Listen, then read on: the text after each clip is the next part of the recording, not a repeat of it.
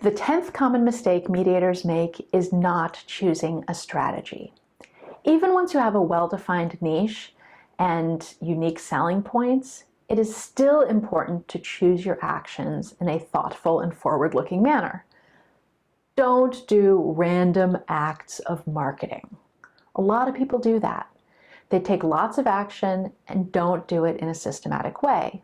Speaking engagement here, some networking there.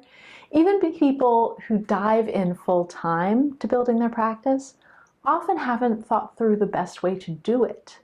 So they end up wasting a lot of time and energy. Having a strategy is about deciding on your priorities. What are the best approaches for getting your message out? Here's a rundown of the basic strategies. The first is direct contact and follow-up. Here, you reach out to people directly rather than through intermediaries like referral partners. And the questions to answer are who you want to reach out to and how you might want to go about it. The second approach is networking and referral building. At what organizations will you focus your networking? What is your goal from the networking? How will you create relationships with people? How will you help them? How will you ask them for referrals or other opportunities? The third general strategy is speaking. Are you aiming to speak at conferences? Are you going to offer CLEs and other continuing education credits for professionals? Are you looking for opportunities to get interviewed on TV? Will you do podcasts, videos? There are all kinds of options, and while one can quite possibly lead to another, you have to make choices about where to put your energy and what is the best approach for your audience. The next general strategy is writing, where there's a similar array of options. Are you going to try writing a book, article, publish on LinkedIn, publish in trade publications? Are you going to try to become prolific on social media? What topics are going to be best in terms of getting your message out?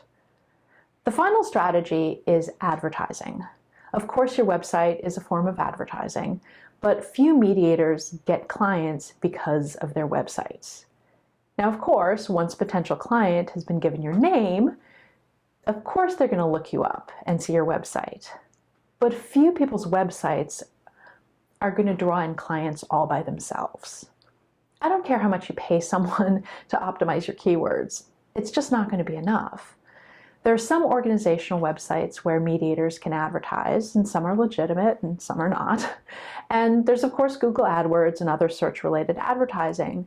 And while all of these are options, many of them are also pretty useless. So